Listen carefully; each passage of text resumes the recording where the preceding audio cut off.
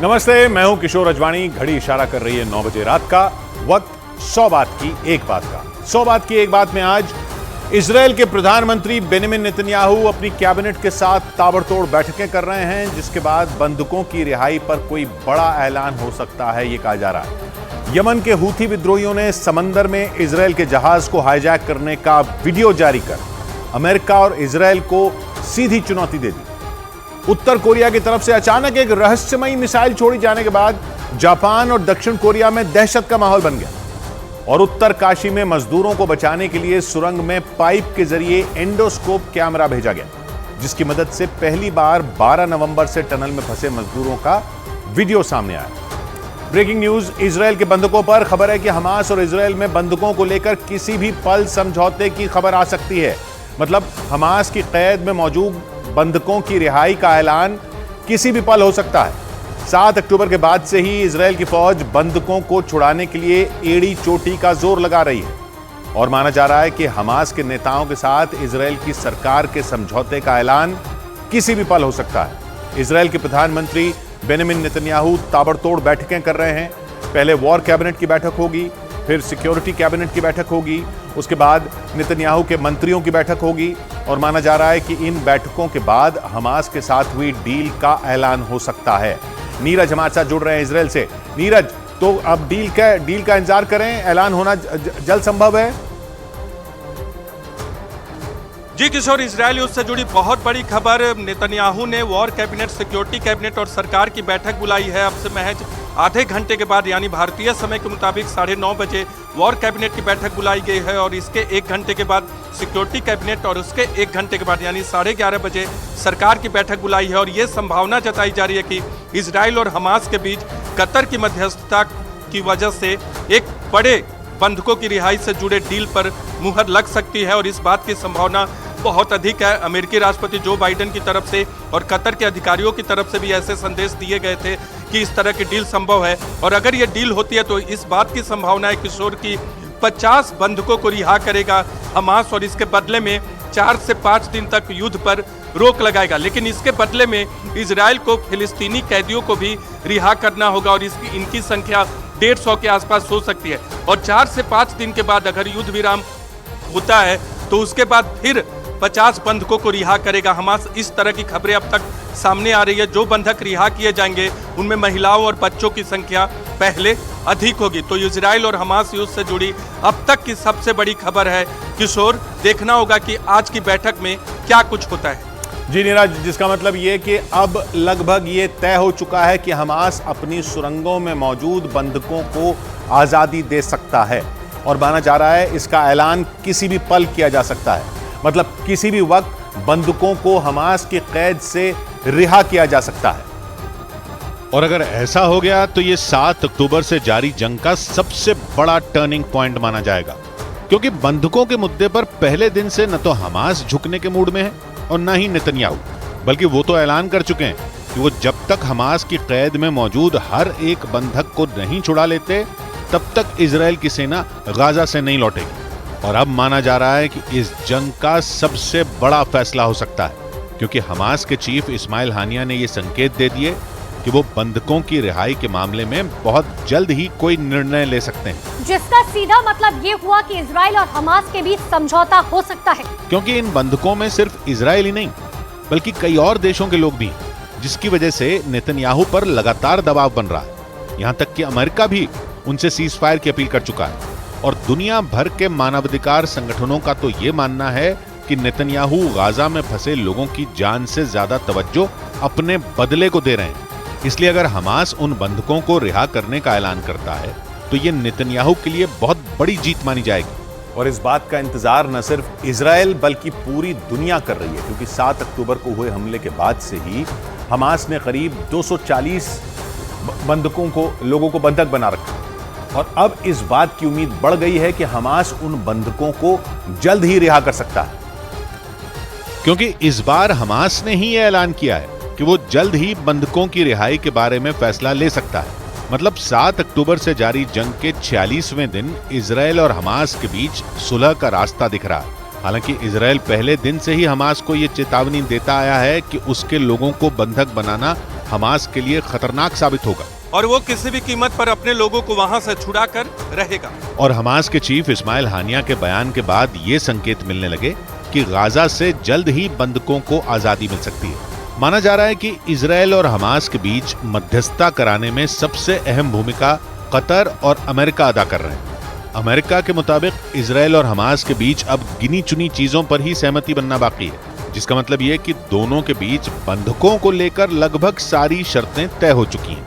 लेकिन खबर है कि इजरायल को इस मामले में कतर पर अब उतना भरोसा नहीं रहा, क्योंकि इससे पहले रफा बॉर्डर के लिए भी कतर ने ही इजरायल और हमास के बीच बातचीत का रास्ता खोला था। लेकिन इजरायल का आरोप है कि उस बातचीत से भी सिर्फ और सिर्फ हमास का ही फायदा हुआ। और माना जा रहा है कि इस बार भी इजरायल को यही आशंका सता रही है कि कतर हमास के फायदे के लिए उसकी पैरवी कर रहा है। खबर है कि इसी वजह से इजरायल ने ICRC यानी international committee of the red cross से इस मामले में दखल देने की अपील की। बताया गया कि इजरायल की मांग के बाद रेड क्रॉस चीफ ने कतर में मौजूद हमास के टॉप कमांडर इस्माइल हानिया के साथ एक बैठक भी की, क्योंकि नेतन्याहू का आरोप है कि हमास के मददगार देश कई अंतर्राष्ट्रीय संगठनों के जरिए इजरायल पर दबाव बनाने का काम कर रहे हैं। और इसके पीछे वो ये दलील दे रहे हैं कि इजरायल के हमले की वजह से गाजा के लोगों का जीना मुश्किल हो गया है। जबकि दूसरी तरफ हमास ने इजरायल के 240 लोगों को पिछले 1.5 महीने से कैद कर रखा है। माना जा रहा है कि इसी बात का हवाला देते हुए नेतन्याहू ने इस मामले में रेड क्रॉस चीफ से दखल देने की अपील की, ताकि हमास की सुरंगों में फंसे इजरायल के लोगों को छुड़ाया जा सके।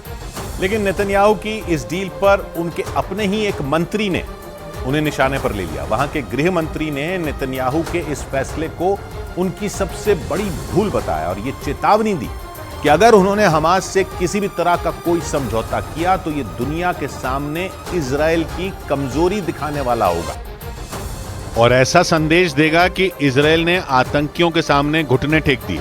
इजरायल के गृह मंत्री इतमार बेन-ग्विर ने सीधे सीधे शब्दों में हमास से समझौते करने के नेतन्याहू के फैसले को बेवकूफी बता दिया। इतमार बेन-ग्विर नेतन्याहू की बनाई वॉर कैबिनेट का हिस्सा हैं। यही वजह रही कि उन्होंने नेतन्याहू से ये अपील की कि वो हमास के आतंकियों के साथ किसी भी तरह का कोई समझौता ना करें, क्योंकि उनका मानना है कि ऐसा करने से पूरी दुनिया के सामने इजरायल का मजाक बन जाएगा और इजरायल की इज्जत पर धब्बा लग जाएगा। उन्होंने आशंका जताई कि हमास अगर बंधकों को छोड़ने को राजी हो भी गया तो वो इसके बदले में इजरायल में कैद अपने आतंकियों और फिलिस्तीनियों की रिहाई की मांग करेगा।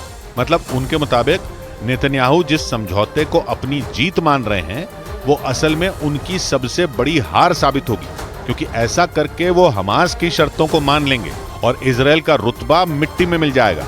लेकिन आशंका जताई गई कि नेतन्याहू अपने मंत्री की सलाह को ज्यादा तवज्जो नहीं दे रहे, क्योंकि बंधकों की रिहाई को लेकर उन पर दबाव लगातार बढ़ता ही जा रहा है। इस मामले में उन्हें दूसरे देशों को भी जवाब देने पड़ रहे हैं, क्योंकि हमास ने जब 7 अक्टूबर को करीब 240 से ज्यादा लोगों को बंधक बनाया तो उनमें सिर्फ इजरायल के लोग नहीं थे, बल्कि कई और देशों के नागरिक भी थे। जानकारी के मुताबिक गाजा में करीब 138 विदेशी नागरिक भी हमास के कब्जे में, जिनमें थाईलैंड के 54 नागरिक शामिल हैं। इसके अलावा अर्जेंटीना के 15 लोग तो वहीं जर्मनी के भी 12 नागरिक हैं। इसके साथ ही हमास ने अमेरिका के भी 12 लोगों को कैद कर रखा है और ये सभी देश अपने नागरिकों की रिहाई के लिए नेतन्याहू से जवाब मांग रहे हैं। लेकिन नेतन्याहू की दिक्कत सिर्फ यही नहीं है, बल्कि उनके अपने देश में भी विरोध की आग सुलग रही है। तेल अवीव समेत कई शहरों में तो लोगों ने नेतन्याहू के खिलाफ जबरदस्त मोर्चा खोल रखा, क्योंकि इजरायल के लोगों की अपील है कि चाहे जैसे भी मुमकिन हो लेकिन उनके परिवार वालों को हमास की कैद से छुड़ा लिया जाए। और इसी वजह से नेतन्याहू पर बंधकों की रिहाई के लिए सख्त फैसला लेने का दबाव लगातार बढ़ता जा रहा है। हालांकि नेतन्याहू ने इस समस्या से निपटारे के लिए अपनी सेना को गाजा के चप्पे चप्पे पर तैनात कर दिया। गाजा में इजरायल की सेना का जमीनी ऑपरेशन पूरी ताकत से जारी है। नेतन्याहू का दावा है कि उनकी सेना ने हमास के कई ठिकानों तक पहुंचकर वहां जोरदार स्ट्राइक की है। लेकिन इसके बावजूद इजरायल की सेना हमास की कैद से बंधकों को छुड़ा पाने में अब तक कामयाब नहीं हो पाई, जिसके पीछे की सबसे बड़ी वजह हमास के सुरंगों वाले मायाजाल को माना जा रहा है। आशंका है कि हमास ने 7 अक्टूबर को बंधक बनाए लोगों को अपनी इन्हीं सुरंगों में छिपा कर रखा है और इजरायल की सेना हमास के उस पाताल लोक में घुसने का रास्ता ही नहीं ढूंढ पा रही, जिसकी वजह से बंधकों की रिहाई और मुश्किल होती जा रही है। यहाँ तक कि इजरायल की सेना को ये तक नहीं मालूम कि हमास ने उन बंधकों को कहाँ छिपाया हुआ है। हालांकि वो लगातार ये दावा जरूर कर रही है कि वो एक के बाद एक हमास के कई कमांड सेंटरों को तबाह करती जा रही है, जिसके बाद नेतन्याहू को ये उम्मीद है कि उनकी सेना जल्द ही गाजा में बिछाए हमास के सुरंगों के माया जाल की काट खोज लेगी और वहां फंसे बंधकों को सही सलामत निकाल कर ले आएगी। बड़ी खबर आई लाल सागर में इजराइल के लिए चुनौती बने हूथी विद्रोहियों से जुड़ी। हूथी विद्रोहियों ने जहाज हाईजैक का वीडियो जारी करके इजराइल और अमेरिका को सीधी चुनौती दे दी। हूथी विद्रोहियों ने दावा किया कि उन्होंने इजराइल का जहाज अगवा किया और फिर उसे यमन के बंदरगाह पर ले गए। साथ ही उन्होंने यह ऐलान भी किया कि वो लाल सागर में इजराइल के जहाजों का गुजरना मुश्किल कर देंगे। लेकिन इजराइल ने दावा किया कि अगवा किया गया जहाज उसका है ही नहीं, जबकि हूथी लड़ाकों ने दावा किया कि जहाज इजराइल के ही एक बड़े कारोबारी का है और इसीलिए उन्होंने इजराइल को चुनौती देना जारी रखा। हूथी लड़ाकों ने लाल सागर में जहाज को हाईजैक करने का वीडियो तक जारी कर दिया और डंके की चोट पर ऐलान कर दिया कि वो लाल सागर में इजराइल के लिए बड़ी मुसीबत खड़ी करने की तैयारी में है, जिसकी उन्होंने शुरुआत कर दी। और लाल सागर में जहाज हाईजैक का ऐसा वीडियो जारी किया जिसे देखकर लगा कि कोई फिल्म चल रही है, जिसमें समंदर के बीचों बीच जा रहे एक जहाज का एक हेलीकॉप्टर पीछा करता नजर आया और धीरे धीरे वो जहाज के नजदीक पहुंचा और फिर जहाज पर उतरता दिखा। वीडियो में दिखा कि हेलीकॉप्टर से कुछ नकाबपोश लोग बंदूकों के साथ नीचे उतरे और जहाज पर चारों तरफ फैल गए, जिसके बाद वो सीधा जहाज के कंट्रोल रूम में पहुंच गए और जहाज के कप्तान और बाकी क्रू मेंबर को धमकाते दिखाई दिए। ये वीडियो हूथी विद्रोहियों ने जारी किया और दावा किया कि ये लाल सागर में जहाज के अपहरण का वीडियो है, जिसे फिल्मी अंदाज में बनाया गया। हूथी लड़ाकों ने वीडियो जारी करते हुए दावा किया कि यह जहाज इजराइल का है और उनके कब्जे में है। हूथी लड़ाकों ने दावा किया कि इजराइल का जहाज यमन के बंदरगाह पर खड़ा है और जहाज पर काम करने वाले 25 कर्मचारी उनके कब्जे में हैं, जिन्हें जहाज सहित अगवा करने का वीडियो हूथी लड़ाकों ने खुद दुनिया को दिखाया और फिल्मी स्टाइल में बने इस वीडियो को इस बात का सबूत बताया कि इजराइल का जहाज उनके कब्जे में है। हूथी लड़ाकों ने जहाज हाईजैक का जो वीडियो जारी किया, उसमें हूथी लड़ाके जहाज के अंदर बेधड़क होकर बंदूकें लहराते और अल्लाहू अकबर के नारे लगाते हुए दिखाई दिए। वीडियो में दिखा कि हूथी लड़ाकों के इशारे पर जहाज की दिशा बदली गई, जिसके बाद वो जहाज एक नाव के पीछे चल पड़ा। और हूथी लड़ाकों ने दावा किया कि हाईजैक किया गया जहाज यमन के बंदरगाह पर खड़ा है। यही नहीं, हूथी लड़ाकों ने यह भी दावा किया कि उन्होंने जहाज के अपहरण के दौरान न किसी कर्मचारी को नुकसान पहुंचाया और न ही कोई गोली चलाई। और जो वीडियो जारी किया गया उसमें यह नजर भी आया, क्योंकि हूथी लड़ाके बंदूकों को लहराते और चालक दल के सदस्यों को उनसे डराते तो दिखे, लेकिन पूरे वीडियो में वो कहीं भी फायरिंग करते नजर नहीं आए। उन्होंने दावा भी किया कि जहाज हाईजैक के दौरान एक भी गोली नहीं चलाई गई और उन्होंने केवल जहाज को अगवा किया और उसे लाकर यमन के बंदरगाह पर खड़ा कर दिया। हूथी लड़ाकों ने लाल सागर में जो जहाज हाईजैक किया उसमें 25 कर्मचारी थे। ये सभी लोग यूक्रेन, बल्गेरिया, मेक्सिको और फिलीपींस के बताए जा रहे हैं। हूथी लड़ाकों ने सभी लोगों के सुरक्षित होने का भरोसा दिया। यही नहीं, खबर आई कि जापान ने इस बारे में हूथी लड़ाकों से बात भी की है, क्योंकि भले ही इस बात पर सस्पेंस है कि जहाज का असली मालिक कौन है, लेकिन यह तो पक्का है कि उस जहाज को जापान चला रहा था। और इसीलिए जापान ने हूथी लड़ाकों से जहाज और उसमें काम करने वाले कर्मचारियों को छोड़ने के बारे में बात की, क्योंकि तुर्की से भारत आ रहे जिस जहाज को हूथी लड़ाकों ने अगवा किया उसे जापान ही चला रहा था। और जैसे ही जापान को पता चला कि हूथी लड़ाकों ने जहाज को अगवा कर लिया है, वो सक्रिय हो गया। उसने हूथी लड़ाकों से इस बारे में बात की और उनसे जहाज और जहाज में काम करने वाले 25 कर्मचारियों को छोड़ने को कहा। यही नहीं, जापान ने इस मामले में इजराइल से भी दखल देने की मांग की। साथ ही जापान चाहता है कि लाल सागर के किनारे बसे ईरान, सऊदी अरब और ओमान भी इस मामले में बोलें और हूथी लड़ाकों को समझाएं ताकि वो जहाज और उसके कर्मचारियों को छोड़ दें। हालांकि हूथी लड़ाकों के रवैये से नहीं लगा कि वो जापान की बात मानना चाहते हैं, क्योंकि जापान के इस मामले में बोलते ही हूथी लड़ाकों का बयान आया और उन्होंने कहा कि अगर दुनिया को इस क्षेत्र में बढ़ते तनाव की इतनी ही चिंता है तो वो गाजा में जंग रुकवा क्यों नहीं देती।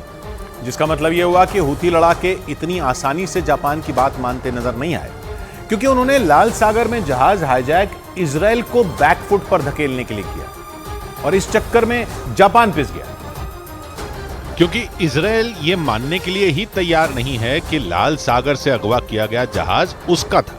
इजराइल ने दावा किया कि हूथी लड़ाके जिस जहाज को अपने साथ ले गए वो ब्रिटेन की कंपनी का था, जिसे जापान इस्तेमाल कर रहा था, और जहाज पर एक भी क्रू मेंबर इजराइल का नहीं है। लेकिन हूथी लड़ाकों ने दावा किया कि जहाज इजराइल का था और जहाज के मालिक इजराइल के सबसे अमीर कारोबारियों में एक इब्राहिम रामी उंगर है, क्योंकि अगवा किया गया जहाज रे कार कैरियर्स कंपनी का है, जो इब्राहिम रामी उंगर की कंपनी का ही एक हिस्सा है।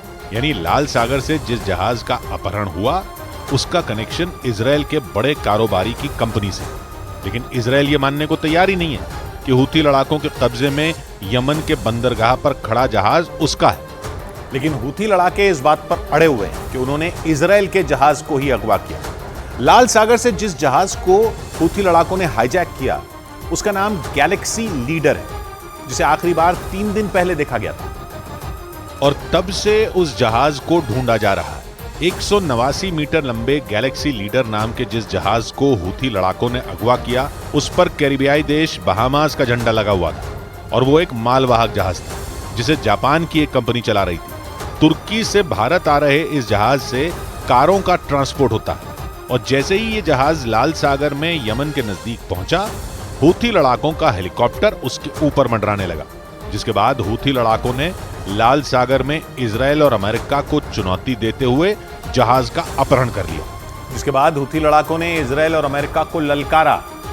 हूथी विद्रोहियों ने जिस दिन जहाज के हाईजैक का दावा किया था उसी दिन उन्होंने कह दिया था कि वो इजराइल के दूसरे जहाजों को भी निशाना बनाएंगे। इसका मतलब ये हुआ कि इजराइल के जहाजों का लाल सागर से आना जाना मुश्किल हो सकता है, क्योंकि हूथी लड़ाकों ने इजराइल को सीधा ललकारा और बयान दिया कि ये तो बस शुरुआत है, क्योंकि लाल सागर में इजराइल की मुश्किलें बढ़ने वाली हैं। हूथी विद्रोहियों का ये बयान लाल सागर में खतरे की घंटी बजा रहा है, क्योंकि लाल सागर की सीमा यमन, मिस्र, सूडान, सऊदी अरब और इजराइल जैसे देशों से लगती है, और ये दुनिया के सबसे अहम शिपिंग रूट में एक है। लाल सागर का ज्यादातर हिस्सा करीब 200 किलोमीटर चौड़ा है, लेकिन अपने दक्षिणी हिस्से यानी बाबल मंदेब स्ट्रेट के पास ये बहुत संकरा हो जाता है और इसकी चौड़ाई करीब 20 किलोमीटर ही रह जाती है। बाबल मंदेब स्ट्रेट यमन और अफ्रीकी देश जिबूती के बीच है, और यमन में सक्रिय हूथी लड़ाके इसी का फायदा उठाने के चक्कर में, क्योंकि लाल सागर का जो हिस्सा यमन के नजदीक है वो बहुत संकरा है, जिसकी वजह से इसे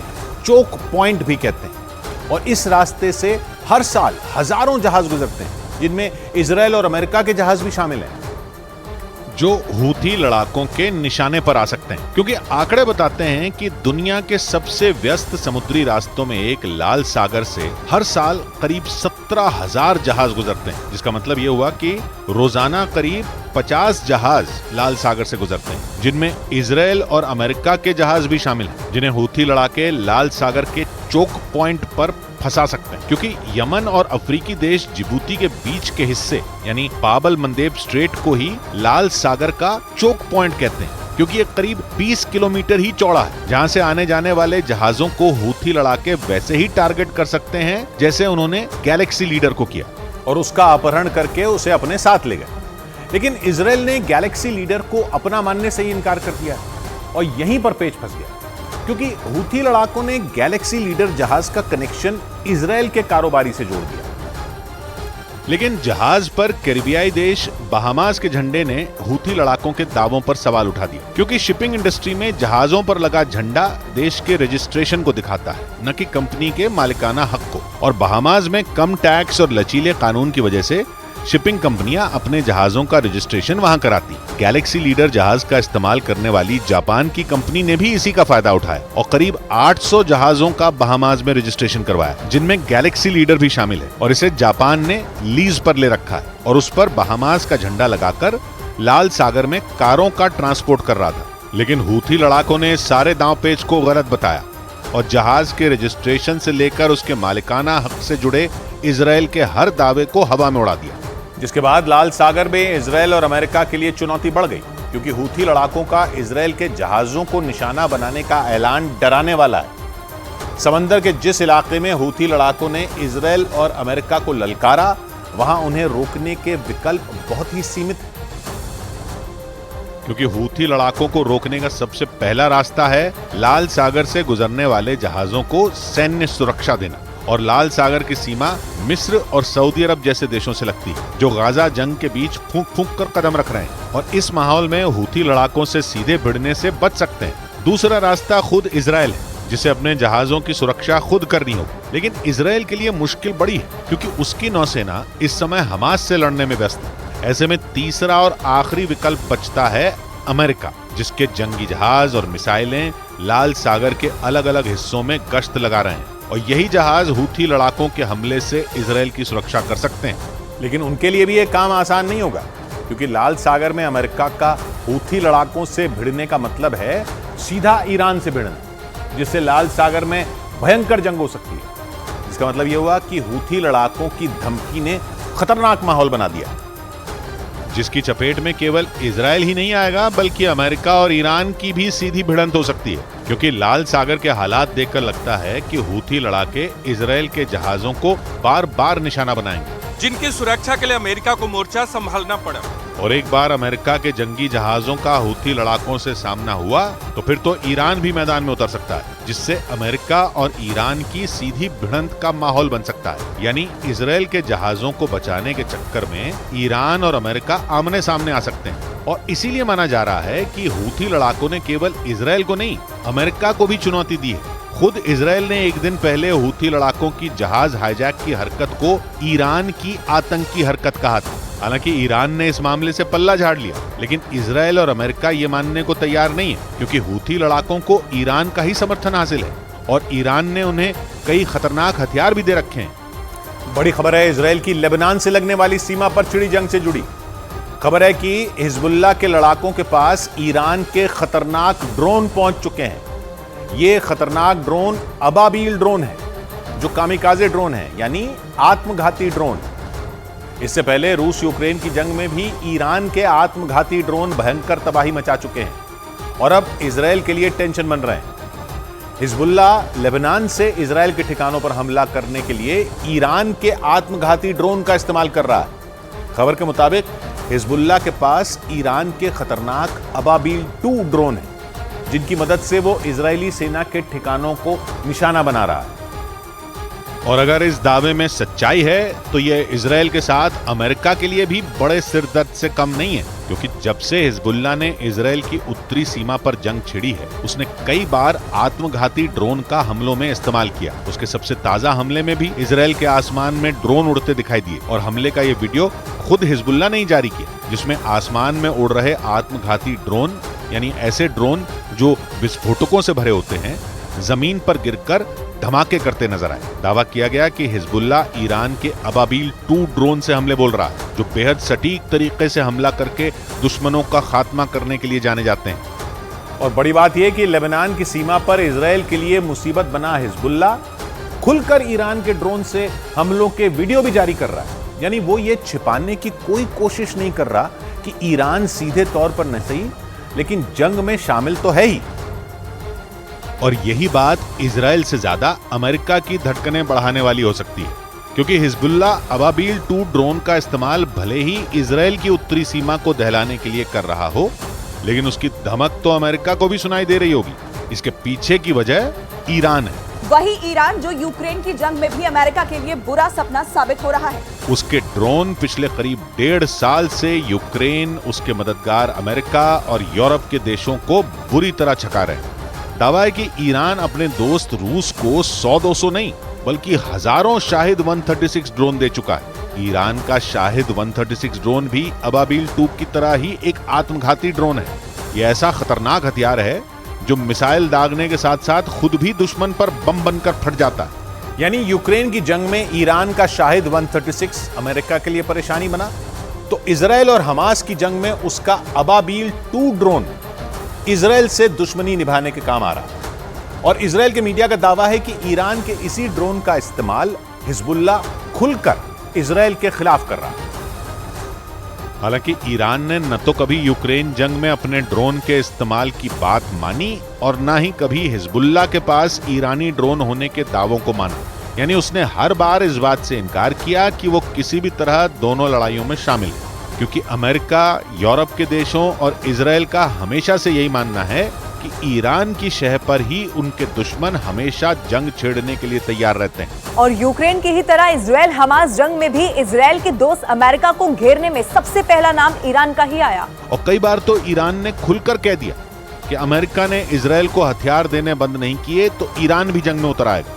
इतना ही नहीं, माना तो ये भी जा रहा है कि इजराइल से भिड़ने वाले हिजबुल्लाह को ईरान सिर्फ ड्रोन ही नहीं बल्कि कई दूसरे खतरनाक हथियार भी दे रहा है। क्योंकि ईरान के पास सिर्फ घातक ड्रोन ही नहीं बल्कि फतह जैसी हाइपरसोनिक मिसाइल भी है। इतना ही नहीं, एक रोज पहले तो ईरान ने फतह 2 हाइपरसोनिक मिसाइल का परीक्षण करने का भी दावा किया।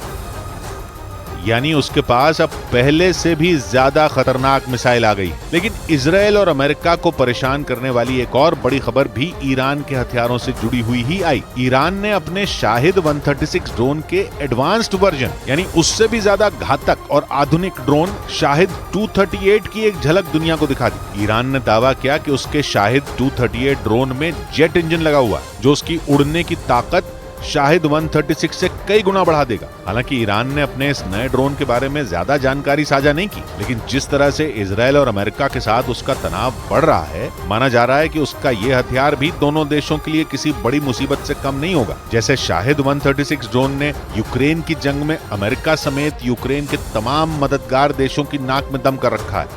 और इसी वजह से अमेरिका के भीतर भी ईरान से निपटने के तरीकों पर सवाल उठने लगे।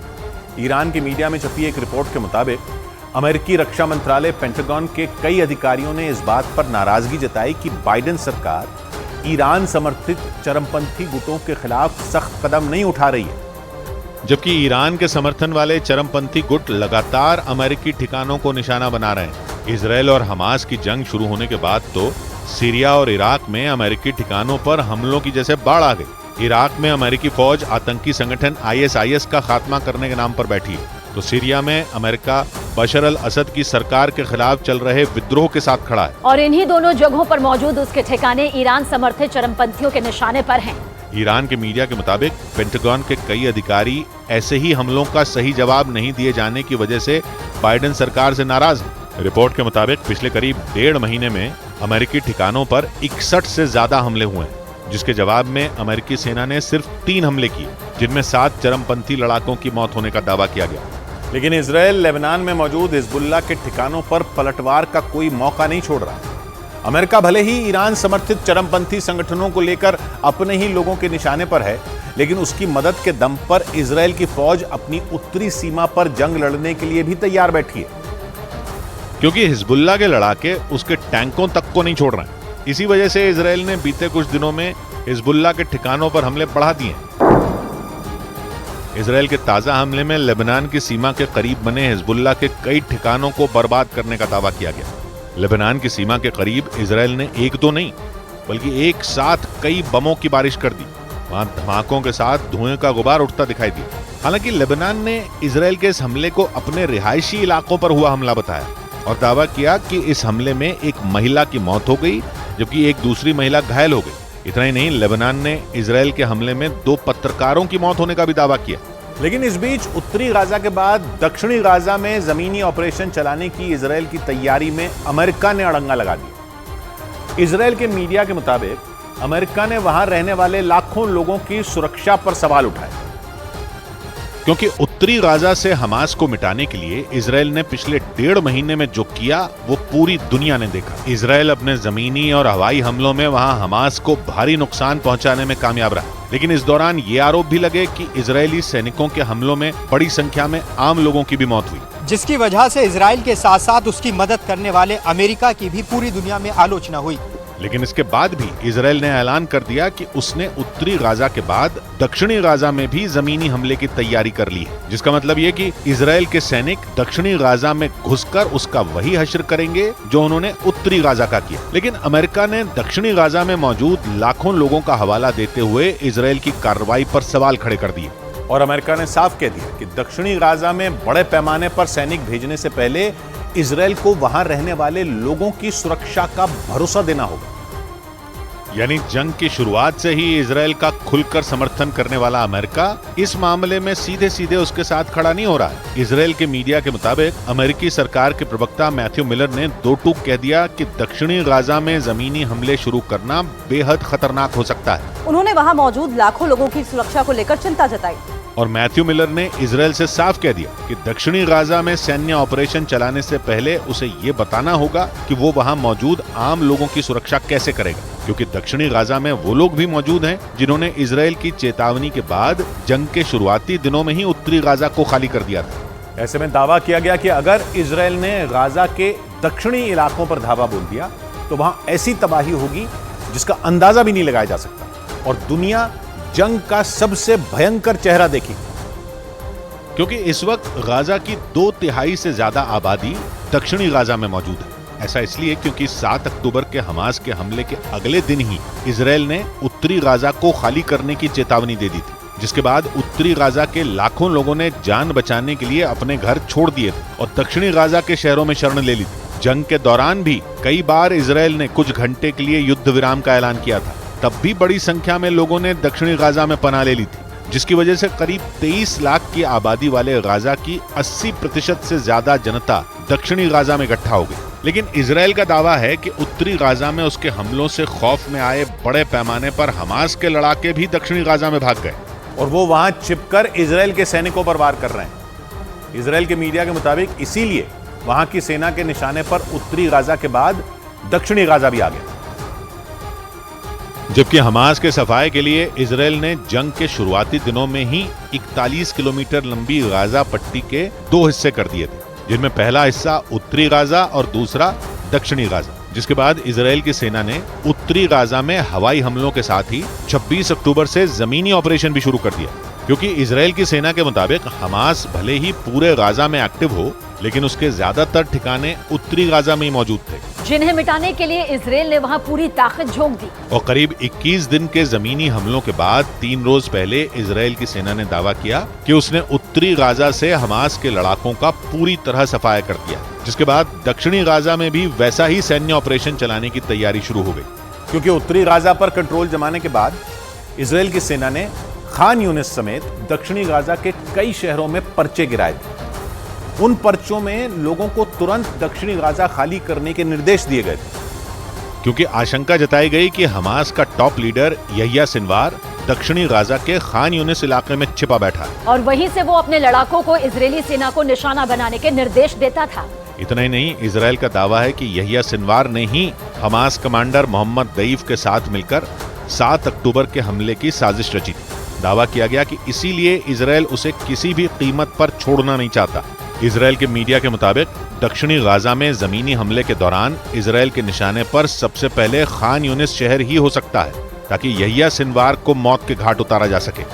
लेकिन इजराइल के मीडिया ने दावा किया कि दक्षिणी गाजा में इजराइल के ग्राउंड ऑपरेशन से पहले ही हमास के बड़े नेता और कमांडर खौफ में आ गए और उन्होंने वहां से निकलने की तैयारी भी शुरू कर दी। इजराइल के मीडिया के मुताबिक हमास के कई बड़े नेता और कमांडर सुरंगों के जरिए गाजा से भाग सकते हैं। इजराइल की सेना का दावा है कि उत्तरी गाजा की ही तरह हमास ने दक्षिणी गाजा में भी सैकड़ों किलोमीटर लंबी सुरंगों का जाल बिछा रखा है, जिनमें कई सुरंगें गाजा को मिस्र से जोड़ने वाले रफा बॉर्डर के आसपास खुलती हैं और आशंका जताई गई कि हमास के कई नेता और कमांडर इन्हीं सुरंगों का इस्तेमाल गाजा छोड़कर मिस्र भागने के लिए कर सकते हैं, क्योंकि उत्तरी गाजा के बाद दक्षिणी गाजा में इजराइल के सैनिकों के घुसने का सीधा मतलब होगा कि वहां भी हमास के पास गिने चुने दिन ही बचे हैं। उधर बड़ी खबर आई गाजा की मस्जिदों पर इजराइल की फौज के बड़े ऑपरेशन पर। इजराइल की फौज ने दावा किया है कि गाजा की मस्जिदों में हमास के लड़ाकों ने हथियारों के गोदाम बना रखे हैं। कुछ मस्जिदों से बरामद हुए हथियारों की तस्वीरें भी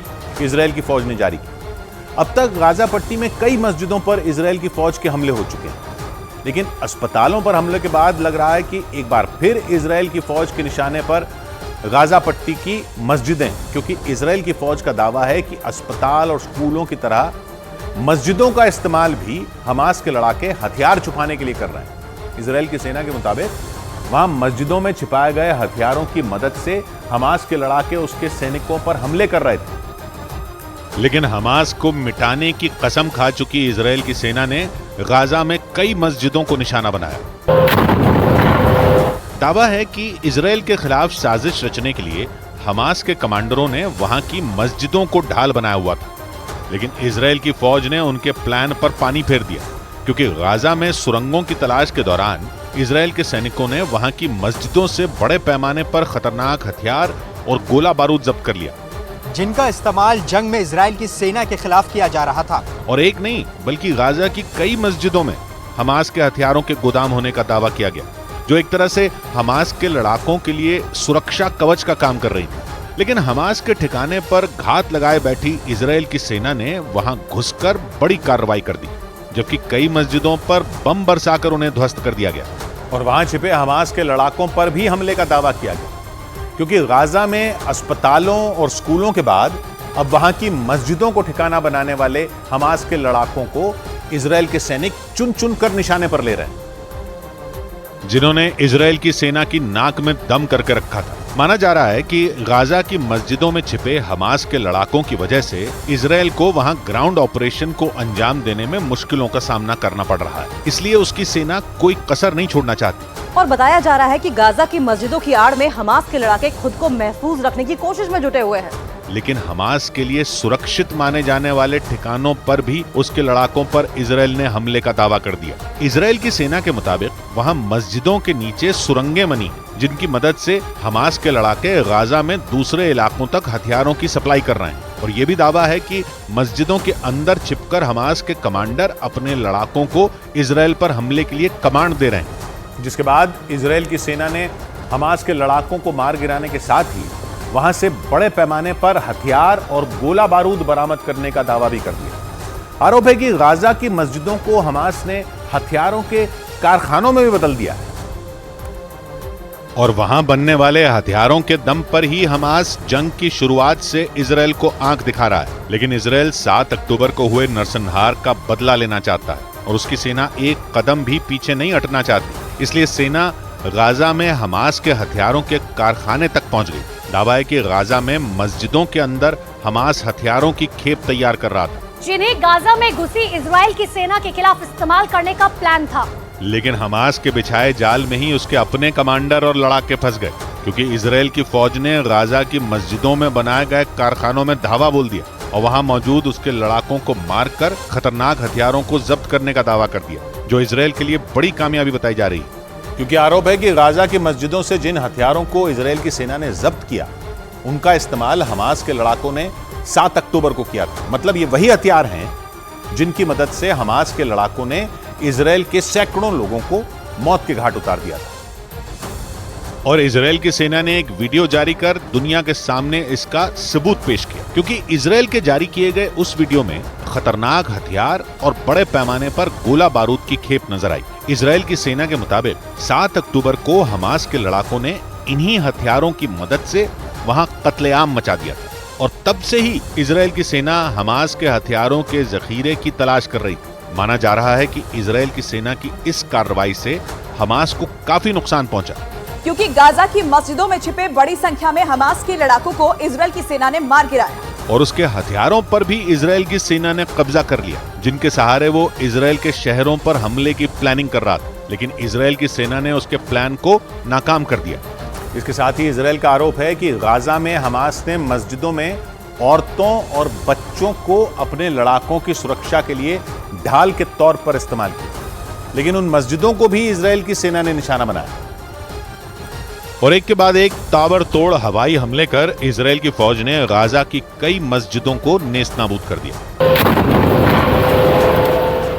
दावा है कि इन मस्जिदों को हमास के लड़ाकों ने अपना सबसे सुरक्षित ठिकाना बनाया हुआ था, क्योंकि उन मस्जिदों में सिर्फ हमास के लड़ाके नहीं बल्कि बड़ी संख्या में महिलाओं और बच्चों को भी रखा गया था, ताकि बेकसूर लोगों पर इजराइल की फौज हमले नहीं करे और उनकी आड़ में हमास के लड़ाके खुद को सुरक्षित रख पाए। लेकिन हमास के इरादे कामयाब नहीं हो सके, क्योंकि गाजा पर हमले की आशंका के बीच महिलाएं और बच्चे उस मस्जिद को छोड़कर चले गए, जिसका फायदा उठाकर इजराइल की सेना ने वहां बम बरसा दी और हमास के ठिकानों को तबाह करने का दावा कर दिया।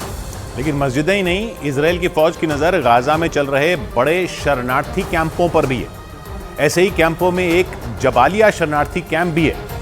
इस कैंप पर पहले भी इजराइल की फौज के हमले हो चुके हैं। इजराइल की फौज के मुताबिक अब भी हमास के लड़ाके जबालिया शरणार्थी कैंप में अपना ठिकाना बनाए हुए हैं। इसलिए गाजा के जबालिया शरणार्थी कैंप में इजराइल की सेना ने अपने टैंकों को तैनात कर दिया और वहां सैनिकों की गश्त बढ़ा दी। इतना ही नहीं, इजराइल की सेना ने वहां कार्रवाई करने का एक वीडियो भी जारी किया जिसमें सैनिक हमास के ठिकानों पर फायरिंग करते दिखाई दिए। बताया जा रहा है कि वहां इजराइल की फौज हमास के दूसरे ठिकानों की तलाश में जुटी है, क्योंकि जबालिया बड़ा शरणार्थी कैंप है और दावा किया जा रहा है कि जबालिया शरणार्थी कैंप में हमास के लड़ाके लोगों के बीच छिपे हैं, जिन्हें ढूंढकर इजराइल की सेना उनका सफाया करना चाहती है। हालांकि कुछ दिनों पहले भी वहां इजराइल की सेना और हमास के लड़ाकों के बीच करीब 10 घंटे तक लड़ाई चली थी, जिसमें इजराइल के सैनिकों ने हमास के कई ठिकानों को बर्बाद करने का दावा किया था। उधर बड़ी खबर आई इजराइल में 7 अक्टूबर को हुए हमले से जुड़ी। खबर है कि अमेरिका की खुफिया एजेंसियों ने हमले से कुछ महीने पहले ही इस बारे में इजराइल की सरकार को आगाह कर दिया था।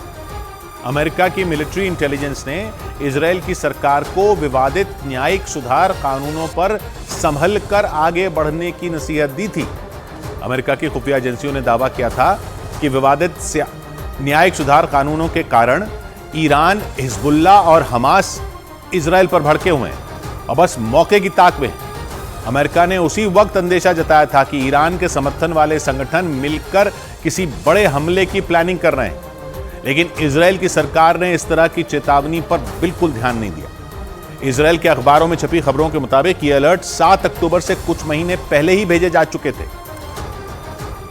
लेकिन इजराइल के प्रधानमंत्री बेनिमिन नेतन्याहू इस तरह के किसी भी खतरे की खबर को मानने के लिए तैयार नहीं हुए।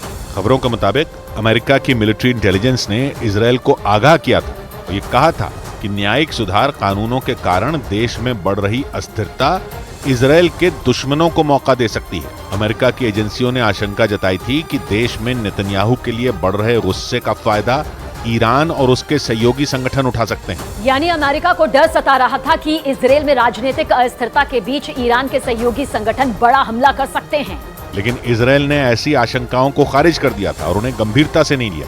और इजराइल के मीडिया को लगता है कि अगर वहां की सरकार ने उस वक्त अमेरिका के डर को गंभीरता से लिया होता तो 7 अक्टूबर वाले हमले को टाला जा सकता था। जिस वक्त अमेरिका ने यह अलर्ट इजराइल को दिए, उस वक्त पूरे इजराइल में न्यायिक सुधार से जुड़े कानून पर बवाल मचा हुआ था। और बवाल भी ऐसा कि इजराइल के सारे शहर ठप हो गए थे। वहां हर शहर में हजारों लोग सड़कों पर उतरकर विरोध प्रदर्शन कर रहे थे। हर विरोध प्रदर्शन के निशाने पर इजराइल के प्रधानमंत्री बेन्यामिन नेतन्याहू ही थे। प्रदर्शनों में शामिल लोग बेन्यामिन नेतन्याहू के इस्तीफे की मांग कर रहे थे। ये प्रदर्शन इतने बड़े थे कि इजराइल में नेतन्याहू सरकार के डामाडोल होने की अटकलें लगने लगी थी। इसी वजह से इजराइल में राजनीतिक अस्थिरता का माहौल अमेरिका की एजेंसियों को खटकने लगा था।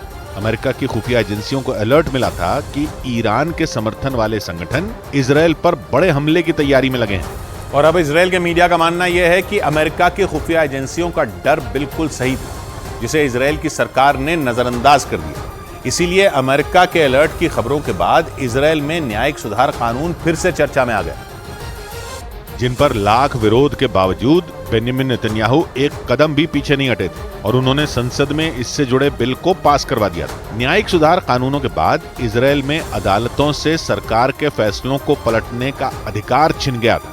इजराइल की सरकार ने इसे सरकारी कामकाज में अदालतों का दखल रोकने की कोशिश बताया था। साथ ही नेतन्याहू ने सफाई भी दी थी कि नए कानूनों के बाद भी अदालतों की आजादी पर कोई असर नहीं पड़ेगा। जबकि विपक्ष आरोप लगा रहा था कि बेन्यामिन नेतन्याहू ने अपने ऊपर लग रहे भ्रष्टाचार के आरोपों की जांच से बचने के लिए अदालतों के अधिकारों में कटौती की थी। लेकिन अब नेतन्याहू के सामने नया संकट खड़ा हो गया। पहला तो न्यायिक सुधार कानूनों पर बहस फिर से शुरू हो गई, ऊपर से अमेरिका की खुफिया एजेंसियों के अलर्ट पर लापरवाही बरतने के नए आरोप भी लग गए, क्योंकि नेतन्याहू की इस गलती को इजराइल में हमास के कत्लेआम की वजह माना जा रहा है। आरोप लग रहे हैं कि न्यायिक सुधार कानून पर नेतन्याहू की जिद इजराइल पर सबसे बड़ी आफत की वजह बन गई। इजराइल के प्रधानमंत्री पर आरोप लग रहे हैं कि अमेरिका की चेतावनी को नजरअंदाज कर उन्होंने इजराइल के लोगों की सुरक्षा से खिलवाड़ कर दिया। 7 अक्टूबर को हुआ हमास का हमला इजराइल पर हुआ अब तक का सबसे बड़ा हमला माना जाता है। हमले में 1400 लोगों की जान चली गई और हमास के लड़ाकों ने करीब 250 लोगों को अगवा कर लिया। उधर बड़ी खबर आई इजराइल पर 7 अक्टूबर को हुए हमलों की जांच से जुड़ी। इजराइल की पुलिस ने दावा किया कि 7 अक्टूबर को सुपरनोवा म्यूजिक फेस्टिवल में हुए हमले के दौरान हमास के लड़ाकों ने वहां कई महिलाओं का रेप भी किया था। इजराइल की पुलिस ने अपनी जांच में दावा किया कि उस म्यूजिक फेस्टिवल में मौजूद महिलाओं को हमास ने अपने निशाने पर लिया था। इजराइल पर 7 अक्टूबर को हुए हमले के बाद से ही वहां की पुलिस इस मामले की जांच में जुटी है और अब उसने हमास की क्रूरता का एक और सबूत भी पेश कर दिया, जिसके बाद पूरी दुनिया में खलबली मच गई, क्योंकि अमेरिकी न्यूज चैनल CNN के मुताबिक इजराइल की पुलिस के हाथ हमास से जुड़े करीब 60,000 वीडियो लगे हैं, जिनको आधार बनाकर इजराइल की पुलिस ने हमास के लड़ाकों की पोल खोल दी। अमेरिकी न्यूज चैनल CNN के मुताबिक 7 अक्टूबर को इजराइल पर हुए हमले पर इजराइल की पुलिस ने हमास की क्रूरता का खतरनाक चेहरा बेनकाब कर दिया। इजराइल की पुलिस ने दावा किया कि हमास के लड़ाकों ने 7 अक्टूबर को हमले के दौरान वहां कई महिलाओं का रेप भी किया था। हमास के लड़ाकों पर आरोप लगे कि उन्होंने सुपरनोवा म्यूजिक फेस्टिवल के दौरान महिलाओं से दरिंदगी के बाद उन्हें जान से मारा था। इजराइल की पुलिस 7 अक्टूबर के हमले की तेजी से जांच कर रही है। उसने दावा किया कि उसके हाथ करीब 60,000 वीडियो लगे हैं, जिनकी बारीकी से जांच की जा रही है। खबर है कि वीडियो के आधार पर उन लोगों के भी बयान दर्ज किए जा रहे हैं जिन्होंने महिलाओं का बलात्कार होते देखने का दावा किया था, ताकि जल्द से जल्द हमास की सच्चाई पूरी दुनिया के सामने लाई जा सके। लेकिन इजराइल की पुलिस ने अपनी जांच के बीच ही 7 अक्टूबर को हमास के लड़ाकों के आतंक मचाने का एक और वीडियो जारी कर दिया, जिसमें हथियारों से लैस हमास के लड़ाके इजराइल के किबुत्ज रईम इलाके में घुसते नजर आए। जैसे ही वो शहर में घुसे, लोग उनसे बचने के लिए इधर उधर भागते दिखे, लेकिन उन्होंने उनका पीछा किया और फिर उन्हें मौत की नींद सुला दिया। सामने आए वीडियो में कुछ महिलाएं भी हमास के लड़ाकों से बचने के लिए भागती नजर आईं, लेकिन हमास के लड़ाकों ने किसी को भी नहीं छोड़ा। वो पूरे इलाके को घेर कर लोगों को अपना शिकार बनाते दिखे। इजराइल की पुलिस ने ये वीडियो जारी कर यह बताया कि इसी तरह से हमास ने 7 अक्टूबर को इजराइल की महिलाओं को भी अपने निशाने पर लिया था। इतना ही नहीं, इजराइल की पुलिस ने यह भी दावा किया कि हमास के लड़ाकों ने उन घरों को भी निशाना बनाया जहां महिलाएं उन्हें दिखी। 7 अक्टूबर को इजराइल के किबुत्ज रईम इलाके में सुपरनोवा म्यूजिक फेस्टिवल के दौरान हमास के लड़ाकों ने धावा बोला था। लेकिन इजराइल की पुलिस ने भले ही हमास के लड़ाकों के आतंक का सबूत पेश किया हो, मगर सवाल इजराइल की सेना पर भी खड़े हो रहे हैं। एक दिन पहले ही पैलेस्टीनियन अथॉरिटी ने इजराइल की सेना पर अपने ही लोगों पर बमबारी का आरोप लगाया था, जिसके बाद से ही इजराइल में भी पैलेस्टीनियन अथॉरिटी के आरोपों की चर्चा तेज हो गई, क्योंकि उसकी तरफ से जो आरोप लगाए गए वो इतने ज्यादा गंभीर हैं जिनके बारे में किसी ने सोचा भी नहीं था। इजराइल की पुलिस ने भले ही हमास के लड़ाकों के कहर ढाने का वीडियो जारी किया हो, लेकिन पैलेस्टीनियन अथॉरिटी ने दावा किया कि 7 अक्टूबर को हुए हमले में वहां हुई लोगों की मौत के लिए इजराइल भी जिम्मेदार है। पैलेस्टीनियन अथॉरिटी ने एक दिन पहले ही ये आरोप लगाया कि सुपरनोवा म्यूजिक फेस्टिवल के दौरान इजराइल के एक हेलीकॉप्टर ने अपने ही लोगों पर बम बरसाए थे, ताकि दुनिया के सामने हमास को एक विलेन के तौर पर पेश किया जा सके। मगर पैलेस्टीनियन अथॉरिटी के आरोप पर तुरंत नेतन्याहू ने सफाई दी और उसके आरोपों को पूरी तरह गलत बताया। और अंतर्राष्ट्रीय बाल दिवस पर इजराइल की फौज ने हमास के अंत का संकल्प दोहराया। उसने दावा किया कि हमास ने 40 बच्चों को भी बंधक बना रखा है। इस दौरान इजराइल की सेना ने उन बच्चों की तस्वीरें भी जारी की और एक बार फिर हमास के अंत का संकल्प लिया। अंतर्राष्ट्रीय बाल दिवस पर इजराइल की फौज ने ट्विटर पर बंधक बनाए गए बच्चों की तस्वीरें शेयर की। इजराइल की सेना ने दावा किया कि सुपरनोवा म्यूजिक फेस्टिवल के दौरान हमास ने वहां से 40 बच्चों को भी बंधक बना लिया था और बंधक बनाकर उन बच्चों को बर्बरता के साथ गाजा ले गए थे। इजराइल की सेना गाजा में बंदूकों की तलाश में जुटी है, लेकिन अभी तक उसके हाथ खाली हैं। मगर अब इजराइल की सेना ने बंधक बनाए गए बच्चों की तस्वीरें जारी कर हमास की हकीकत दुनिया के सामने पेश करने की कोशिश की और साथ ही अपनी कसम भी दोहराई कि गाजा से इजराइल के जवान तब तक नहीं लौटेंगे जब तक हमास का अंत नहीं हो जाता। उधर सीरिया में बच्चों की परीक्षा में हमास को हीरो की तरह पेश करने पर सवाल खड़े हो गए, क्योंकि सीरिया के एक स्कूल में बच्चों की परीक्षा में एक ऐसा सवाल पूछा गया जो इजराइल और हमास के बीच जारी जंग से जुड़ा है। और माना जा रहा है कि ऐसे सवालों के जरिए सीरिया में बच्चों को यह समझाने की कोशिश की जा रही है कि हमास बहुत शक्तिशाली है और गाजा में जारी जंग में हमास के लड़ाके इजराइल की सेना पर भारी पड़ रहे हैं। क्योंकि सीरिया के इदलिब के उस स्कूल में 5वीं कक्षा की गणित की परीक्षा के दौरान एक ऐसा सवाल पूछा गया जो सीधे तौर पर इजराइल और हमास के बीच जारी जंग से जुड़ा था।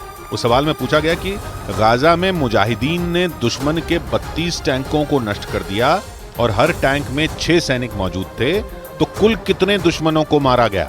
माना जा रहा है कि हमास के समर्थक मुस्लिम देश बच्चों के सामने आतंकवादियों को हीरो की तरह पेश करना चाहते हैं, ताकि उन बच्चों को बड़े होकर मजहब के नाम पर हथियार उठाने के लिए तैयार किया जा सके। और ये सब सीरिया के इदलिब प्रांत के एक स्कूल में हुआ, जहां के एक बड़े हिस्से पर आतंकी संगठन अलकायदा से जुड़े एक संगठन HTS का कब्जा है। और HTS यानी हयात तहरीर अल-शाम इजराइल के साथ जारी जंग में हमास का पूरा सहयोग कर रहा है, और यही वजह है कि वहां के स्कूलों में हमास को हीरो की तरह पेश किया जा रहा है। HTS सीरिया में एक्टिव ऐसा आतंकी संगठन है जिसने वहां की बशर अल असद की सरकार की नाक में भी दम कर रखा, क्योंकि उस पर उत्तरी सीरिया में आतंक फैलाने के आरोप लगते रहे, जिसने खुलकर हमास के समर्थन में जंग लड़ने का ऐलान कर दिया है। और इसी वजह से यह माना जा रहा है कि इजराइल और हमास के बीच छिड़ी जंग जल्द खत्म नहीं होने वाली। खबर यह भी है कि HTS के आतंकी सीरिया के रास्ते इजराइल की सेना से लड़ने के लिए गाजा पट्टी भी जाने की तैयारी कर चुके हैं।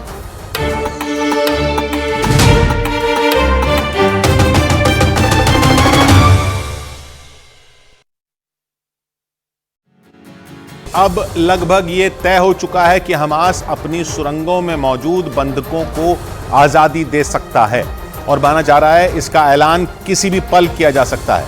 मतलब किसी भी वक्त बंदूकों को हमास की कैद से रिहा किया जा सकता है। और अगर ऐसा हो गया तो ये 7 अक्टूबर से जारी जंग का सबसे बड़ा टर्निंग पॉइंट माना जाएगा, क्योंकि बंदूकों के मुद्दे पर पहले दिन से न तो हमास झुकने के मूड में है और न ही नेतन्याहू, बल्कि वो तो ऐलान कर चुके हैं कि वो जब तक हमास की कैद में मौजूद हर एक बंधक को नहीं छुड़ा लेते तब तक इजराइल की सेना गाजा से नहीं लौटेगी। और अब माना जा रहा है कि इस जंग का सबसे बड़ा फैसला हो सकता है, क्योंकि हमास के चीफ इस्माइल हानिया ने यह संकेत दे दिए कि वो बंधकों की रिहाई के मामले में बहुत जल्द ही कोई निर्णय ले सकते हैं, जिसका सीधा मतलब ये हुआ कि इजराइल और हमास के बीच समझौता हो सकता है। क्योंकि इन बंधकों में सिर्फ इजराइल ही नहीं बल्कि कई और देशों के लोग भी हैं, जिसकी वजह से नेतन्याहू पर लगातार दबाव बन रहा है। यहां तक कि अमेरिका भी उनसे सीज फायर की अपील कर चुका है, और दुनिया भर के मानवाधिकार संगठनों का तो ये मानना है कि नेतन्याहू गाजा में फंसे लोगों की जान से ज्यादा तवज्जो अपने बदले को दे रहे हैं। इसलिए अगर हमास उन बंधकों को रिहा करने का ऐलान करता है तो ये नेतन्याहू के लिए बहुत बड़ी जीत मानी जाएगी। और इस बात का इंतजार न सिर्फ इजराइल बल्कि पूरी दुनिया कर रही है, क्योंकि 7 अक्टूबर को हुए हमले के बाद से ही हमास ने करीब 240 बंधकों को लोगों को बंधक बना रखा, और अब इस बात की उम्मीद बढ़ गई है कि हमास उन बंधकों को जल्द ही रिहा कर सकता है, क्योंकि इस बार हमास ने ही यह ऐलान किया है कि वो जल्द ही बंधकों की रिहाई के बारे में फैसला ले सकता है। मतलब 7 अक्टूबर से जारी जंग के 46वें दिन इजराइल और हमास के बीच सुलह का रास्ता दिख रहा है। हालांकि इजराइल पहले दिन से ही हमास को यह चेतावनी देता आया है कि उसके लोगों को बंधक बनाना हमास के लिए खतरनाक साबित होगा, और वो किसी भी कीमत पर अपने लोगों को वहां से छुड़ा कर रहेगा। और हमास के चीफ इस्माइल हानिया के बयान के बाद ये संकेत मिलने लगे कि गाजा से जल्द ही बंधकों को आजादी मिल सकती है। माना जा रहा है कि इजराइल और हमास के बीच मध्यस्थता कराने में सबसे अहम भूमिका कतर और अमेरिका अदा कर रहे हैं। अमेरिका के मुताबिक इजराइल और हमास के बीच अब गिनी चुनी चीजों पर ही सहमति बनना बाकी है, जिसका मतलब यह कि दोनों के बीच बंधकों को लेकर लगभग सारी शर्तें तय हो चुकी हैं। लेकिन खबर है कि इजराइल को इस मामले में कतर पर अब उतना भरोसा नहीं रहा, क्योंकि इससे पहले रफा बॉर्डर के लिए भी कतर ने ही इजराइल और हमास के बीच बातचीत का रास्ता खोला था। लेकिन इजराइल का आरोप है कि उस बातचीत से भी सिर्फ और सिर्फ हमास का ही फायदा हुआ, और माना जा रहा है कि इस बार भी इजराइल को यही आशंका सता रही है कि कतर हमास के फायदे के लिए उसकी पैरवी कर रहा है। खबर है कि इसी वजह से इजराइल ने ICRC यानी international committee of the red cross से इस मामले में दखल देने की अपील की। बताया गया कि इजराइल की मांग के बाद रेड क्रॉस चीफ ने कतर में मौजूद हमास के टॉप कमांडर इस्माइल हानिया के साथ एक बैठक भी की, क्योंकि नेतन्याहू का आरोप है कि हमास के मददगार देश कई अंतर्राष्ट्रीय संगठनों के जरिए इजराइल पर दबाव बनाने का काम कर रहे हैं। और इसके पीछे वो ये दलील दे रहे हैं कि इजराइल के हमले की वजह से गाजा के लोगों का जीना मुश्किल हो गया है।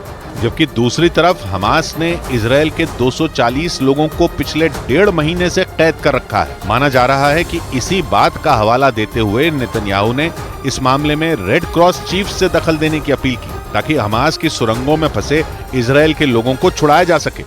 लेकिन नेतन्याहू की इस डील पर उनके अपने ही एक मंत्री ने उन्हें निशाने पर ले लिया। वहां के गृह मंत्री ने नेतन्याहू के इस फैसले को उनकी सबसे बड़ी भूल बताया और ये चेतावनी दी कि अगर उन्होंने हमास से किसी भी तरह का कोई समझौता किया तो ये दुनिया के सामने इजराइल की कमजोरी दिखाने वाला होगा और ऐसा संदेश देगा कि इजराइल ने आतंकियों के सामने घुटने टेक दिए। इजराइल के गृह मंत्री इतमार बेन-ग्विर ने सीधे सीधे शब्दों में हमास से समझौते करने के नेतन्याहू के फैसले को बेवकूफी बता दिया। इतमार बेन-ग्विर नेतन्याहू की बनाई वॉर कैबिनेट का हिस्सा हैं। यही वजह रही कि उन्होंने नेतन्याहू से ये अपील की कि वो हमास के आतंकियों के साथ किसी भी तरह का कोई समझौता ना करें, क्योंकि उनका मानना है कि ऐसा करने से पूरी दुनिया के सामने इजराइल का मजाक बन जाएगा और इजराइल की इज्जत पर धब्बा लग जाएगा। उन्होंने आशंका जताई कि हमास अगर बंधकों को छोड़ने को राजी हो भी गया तो वो इसके बदले में इजराइल में कैद अपने आतंकियों और फिलिस्तीनियों की रिहाई की मांग करेगा।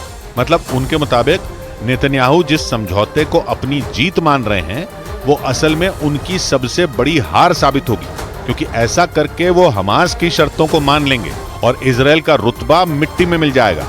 लेकिन आशंका जताई गई कि नेतन्याहू अपने मंत्री की सलाह को ज्यादा तवज्जो नहीं दे रहे, क्योंकि बंधकों की रिहाई को लेकर उन पर दबाव लगातार बढ़ता ही जा रहा है। इस मामले में उन्हें दूसरे देशों को भी जवाब देने पड़ रहे हैं, क्योंकि हमास ने जब 7 अक्टूबर को करीब 240 से ज्यादा लोगों को बंधक बनाया तो उनमें सिर्फ इजराइल के लोग नहीं थे बल्कि कई और देशों के नागरिक भी थे। जानकारी के मुताबिक गाजा में करीब 138 विदेशी नागरिक भी हमास के कब्जे में, जिनमें थाईलैंड के 54 नागरिक शामिल हैं। इसके अलावा अर्जेंटीना के 15 लोग तो वहीं जर्मनी के भी 12 नागरिक हैं। इसके साथ ही हमास ने अमेरिका के भी 12 लोगों को कैद कर रखा है और ये सभी देश अपने नागरिकों की रिहाई के लिए नेतन्याहू से जवाब मांग रहे हैं।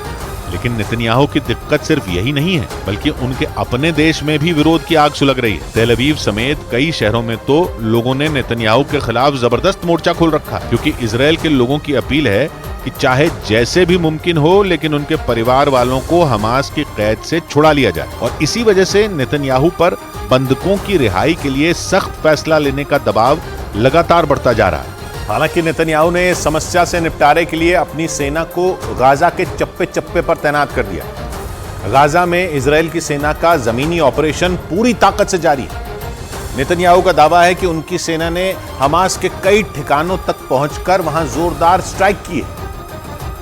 लेकिन इसके बावजूद इजराइल की सेना हमास की कैद से बंधकों को छुड़ा पाने में अब तक कामयाब नहीं हो पाई है, जिसके पीछे की सबसे बड़ी वजह हमास के सुरंगों वाले मायाजाल को माना जा रहा है। आशंका है कि हमास ने 7 अक्टूबर को बंधक बनाए लोगों को अपनी इन्हीं सुरंगों में छिपा कर रखा है और इजराइल की सेना हमास के उस पाताल लोक में घुसने का रास्ता ही नहीं ढूंढ पा रही, जिसकी वजह से बंधकों की रिहाई और मुश्किल होती जा रही है। यहाँ तक कि इजराइल की सेना को ये तक नहीं मालूम कि हमास ने उन बंधकों को कहाँ छिपाया हुआ है। हालांकि वो लगातार ये दावा जरूर कर रही है कि वो एक के बाद एक हमास के कई कमांड सेंटरों को तबाह करती जा रही है।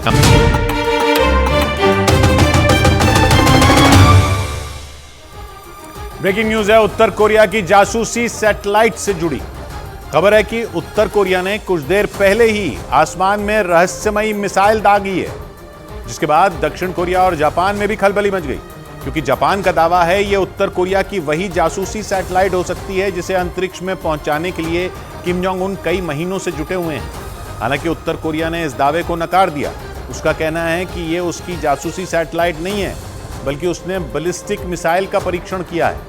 लेकिन जापान का यह दावा है कि उत्तर कोरिया ने कोई मिसाइल नहीं बल्कि अपनी जासूसी सैटेलाइट का ही परीक्षण किया है, क्योंकि कुछ घंटे पहले ही किम जोंग उन ने यह ऐलान किया था कि वो अपने दुश्मनों को जवाब देने के लिए अपनी जासूसी सैटेलाइट इसी महीने अंतरिक्ष में भेजेंगे। और उन्होंने ये बात सीधे सीधे जापान को ही कह डाली, क्योंकि जापान भी उनके इस परीक्षण के खिलाफ दक्षिण कोरिया के सुर में सुर मिला रहा था। लेकिन माना जा रहा है कि किम जोंग उन के इस ऐलान के बाद उसे भी सांप सूंघ गया, क्योंकि उत्तर कोरिया की सेना ने जापान की सुरक्षा एजेंसियों को यह साफ कर दिया कि उत्तर कोरिया की जासूसी सैटेलाइट की लॉन्चिंग इसी महीने होगी। जानकारी के मुताबिक उत्तर कोरिया 22 नवंबर से लेकर 1 दिसंबर के बीच कभी भी इसका परीक्षण कर सकता है। और उत्तर कोरिया के इस ऐलान के बाद न सिर्फ जापान बल्कि अमेरिका की भी चिंता बढ़ गई, क्योंकि किम जोंग उन ने यह साफ कर दिया कि वो अपने प्लान को नहीं बदलने वाले। हालांकि उन्होंने इस मामले में जापान को पहले से ही आगाह कर दिया, क्योंकि जापान ने अपनी सीमा पर कई शक्तिशाली डिफेंस सिस्टम तैनात किए हुए हैं जो उसकी तरफ बढ़ती किसी भी चीज को रोकने के लिए वहां लगाए गए हैं। और इसी वजह से उत्तर कोरिया ने जापान को पहले ही इस परीक्षण की जानकारी दे दी ताकि वो इसे अपने ऊपर हुआ हमला समझकर उसकी सैटेलाइट को निशाने पर न ले लें। क्योंकि उत्तर कोरिया के शासक किम जोंग उन किसी भी कीमत पर इस बार इस मिशन में गड़बड़ी नहीं चाहते। उत्तर कोरिया की मीडिया रिपोर्ट के मुताबिक किम जोंग उन अपने इस मिशन के लिए दिन रात भुलाकर लगे हुए हैं और वो इस बार गलती की एक भी गुंजाइश नहीं छोड़ना चाहते। लेकिन इस बीच एक बड़ा सवाल ये भी है कि आखिर किम जोंग उन अंतरिक्ष में अपनी जासूसी सैटेलाइट भेजने के लिए इतने बेताब क्यों हैं? और ये सवाल इसलिए उठा क्योंकि किम जोंग उन इससे पहले भी 2 बार ये कोशिश कर चुके हैं, लेकिन वो दोनों ही बार असफल साबित हुए थे और अब वो तीसरी बार ये कोशिश करने जा रहे हैं। मतलब वो 3 महीने के अंदर ही एक बार फिर पूरी ताकत से कोशिश करने का मन बना चुके हैं। और अब तो उन्होंने इस लॉन्चिंग की तारीख का ऐलान भी कर दिया, जिसके बाद ये माना जा रहा है कि किम जोंग उन अंतरिक्ष में अपना दबदबा बढ़ाने के लिए हर मुमकिन कोशिश में जुट गए। और अगर ऐसा हुआ तो उसके पड़ोसी और सबसे बड़े दुश्मन दक्षिण कोरिया पर खतरा बढ़ जाएगा, क्योंकि दक्षिण कोरिया को यह डर है कि किम जोंग उन के जासूस के अंतरिक्ष में पहुंचते ही सबसे पहले दक्षिण कोरिया के राज ही दुनिया के सामने आएंगे, जिसका सीधा मतलब ये हुआ कि दक्षिण कोरिया ने अब तक अपनी सुरक्षा के लिए जितनी भी कोशिश की है वो सब एक ही झटके में मिट्टी में मिल जाएगी। हालांकि ये डर सिर्फ दक्षिण कोरिया को नहीं है, बल्कि ऐसी कुछ बेचैनी जापान और अमेरिका के मन में भी है, क्योंकि जापान और दक्षिण कोरिया में अमेरिका के कई सैन्य अड्डे हैं जहां से वो उत्तर कोरिया पर नजर रखने का काम करता है। और अगर किम जोंग उन की सैटेलाइट एक बार अंतरिक्ष में पहुंच गई तो अमेरिका की शामत आ जाएगी और उसकी हर हरकत पर उत्तर कोरिया की पैनी नजर होगी। मतलब इससे पहले कि अमेरिका कोई एक्शन ले, किम जोंग उन की जासूसी सैटेलाइट उन्हें दुश्मन के प्लान के बारे में आगाह कर देगी, जिसका असर यह होगा कि किम जोंग उन अपने दुश्मन के हर कदम से 2 कदम आगे रहेंगे। और माना जा रहा है कि इसी बात से दक्षिण कोरिया बौखलाया हुआ है, क्योंकि उसे इस बात का पूरा भरोसा है कि अगर किम जोंग उन ने जासूसी सैटेलाइट भेजने में कामयाबी हासिल कर ली तो उनका पहला निशाना दक्षिण कोरिया ही होगा।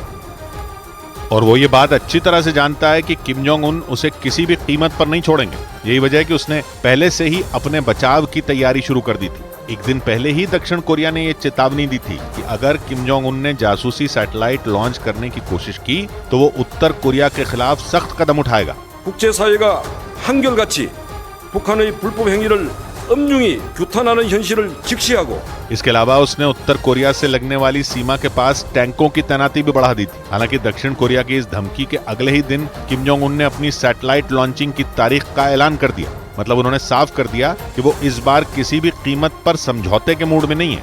और माना जा रहा है कि इसी वजह से इस मामले में मदद के लिए अमेरिका और जापान को आगे आना पड़ा। अमेरिका ने इस बात की जानकारी दी कि दक्षिण कोरिया पर बढ़ते खतरे के बीच उसका शक्तिशाली एयरक्राफ्ट कैरियर दक्षिण कोरिया के बुसान पहुंच गया, जिसकी कुछ तस्वीरें भी अमेरिका की तरफ से जारी की गई। अमेरिका ने ऐलान किया कि उसका शक्तिशाली एयरक्राफ्ट कैरियर दक्षिण कोरिया के बुसान पहुंच गया, ताकि अगर उत्तर कोरिया उस पर दबाव बनाने की जरा सी भी कोशिश करे तो उसे उतना ही ताकतवर जवाब दिया जा सके। इसके अलावा जापान ने भी अपनी तैयारियां पुख्ता होने का दावा कर दिया और ये चेतावनी दी कि वो उत्तर कोरिया की मनमानी बर्दाश्त नहीं करेगा, फिर चाहे इसके लिए उसे उत्तर कोरिया से सीधी टक्कर ही क्यों न लेनी पड़े। जापान ने ये चेतावनी भी दी कि उसके डिफेंस सिस्टम हर तरह के हमले का जवाब देने के लिए पूरी तरह तैयार है। मतलब उसने ये इशारा कर दिया कि अगर उत्तर कोरिया की मिसाइल उसकी तरफ बढ़ी तो वो उसे ढेर करने में ज्यादा वक्त नहीं लगाएगा। उधर बड़ी खबर आई उत्तराखंड के उत्तरकाशी में सुरंग में फंसे 41 मजदूरों से जुड़ी। रेस्क्यू ऑपरेशन के 10वें दिन सुरंग में फंसे मजदूरों का पहला वीडियो सामने आया, जिसमें सभी मजदूर सुरक्षित दिखाई दिए।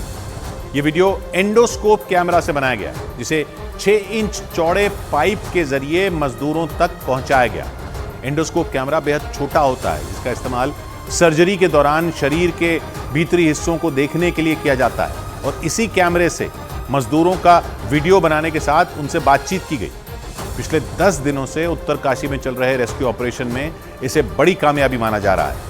6 इंच चौड़े पाइप की मदद से पहली बार सुरंग में फंसे 41 मजदूरों तक बोतलों में भरकर गर्म खाना भी पहुंचाया गया और रेस्क्यू ऑपरेशन में जुटे अधिकारियों और विशेषज्ञों ने मजदूरों से बातचीत कर उन्हें सुरंग से जल्द निकालने का भरोसा दिया। अच्छी बात यह है कि कैमरे में सुरंग में फंसे सभी 41 मजदूर सुरक्षित और स्वस्थ दिखाई दिए, जिससे अधिकारियों ने राहत की सांस ली।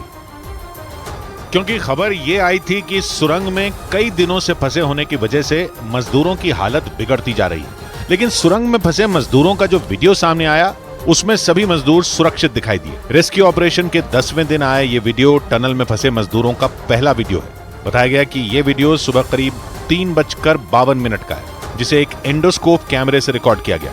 एंडोस्कोप कैमरा बेहद छोटा होता है, जिसका इस्तेमाल सर्जरी के दौरान शरीर के भीतरी हिस्सों को देखने के लिए किया जाता है। रेस्क्यू ऑपरेशन में जुटे अधिकारियों के मुताबिक इसी छोटे से कैमरे को 6 इंच चौड़े पाइप के जरिए मजदूरों तक पहुंचाया गया। इस दौरान अधिकारियों ने टनल में फंसे मजदूरों से बातचीत भी की।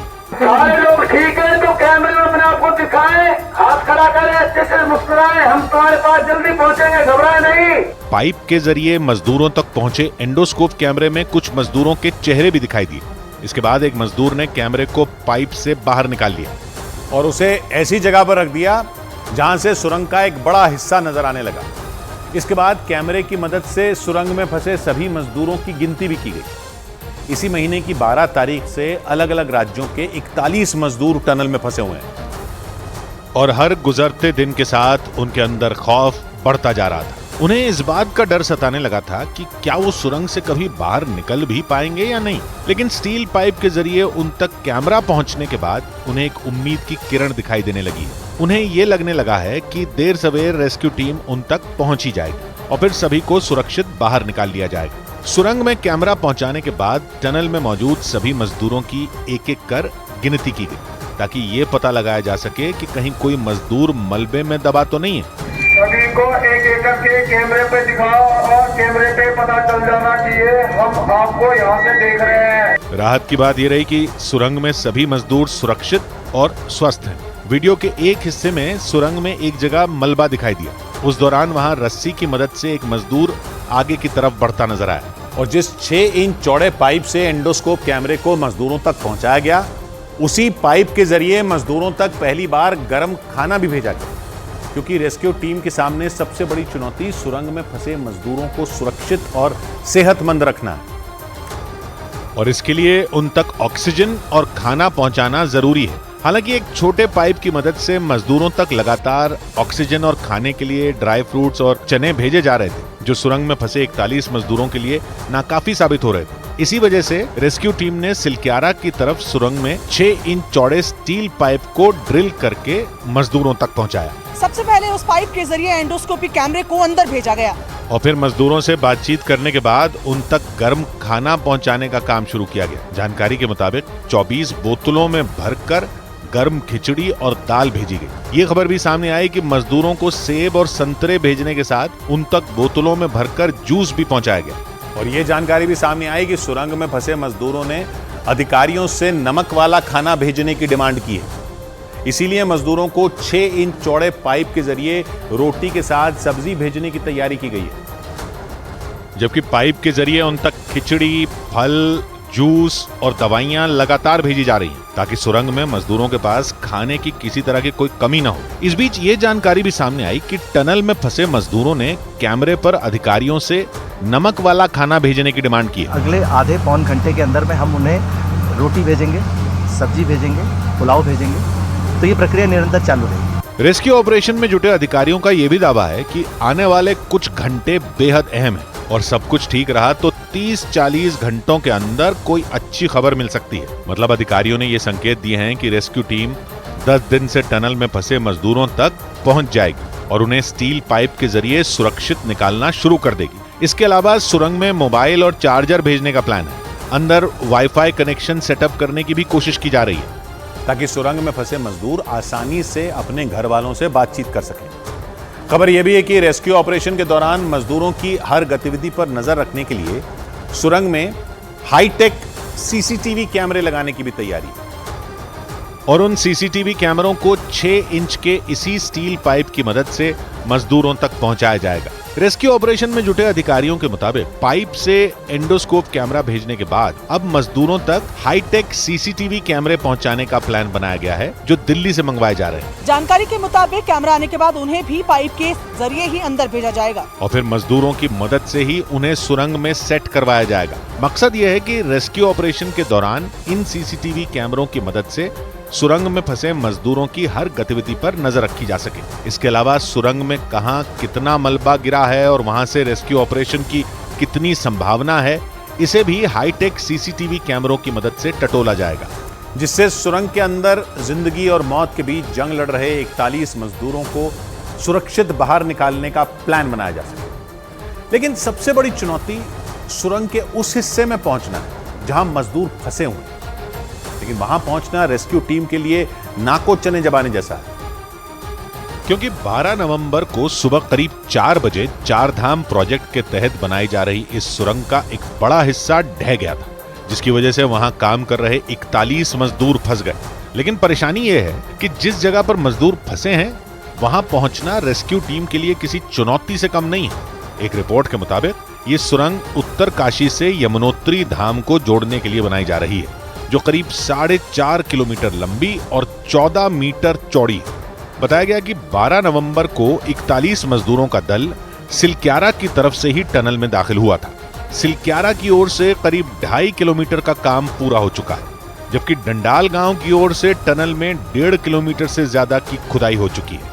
बीच में सिर्फ 441 मीटर के हिस्से में काम चल रहा था, लेकिन इसी दौरान सिलक्यारा की तरफ से 60 मीटर का हिस्सा अचानक धंस गया, जिससे सारे मजदूर टनल में करीब आधा किलोमीटर के हिस्से में फंस गए। मतलब सिलक्यारा की तरफ से मजदूरों के आगे मलबा गिरा है और डंडाल गांव की तरफ से उनके आगे पहाड़ खड़ा है। हालांकि टनल में फंसे मजदूरों को बिजली और पानी पहले दिन से ही मिल रही है, लेकिन पिछले 10 दिन से सुरंग में फंसे होने की वजह से मजदूरों में बेचैनी बढ़ती जा रही है। इसी वजह से उन्हें निकालने के लिए रेस्क्यू टीम ने कई जगहों से ड्रिल करने की तैयारी की, जिसके लिए 3 दिन पहले दिल्ली से अमेरिकी ऑगर मशीन को मंगवाया गया था। लेकिन सिलक्यारा यानी टनल के एंट्री पॉइंट की तरफ से खुदाई शुरू होते ही मशीन में गड़बड़ी आ गई थी, जिसकी वजह से 19 नवंबर से ही ड्रिलिंग का काम बंद है।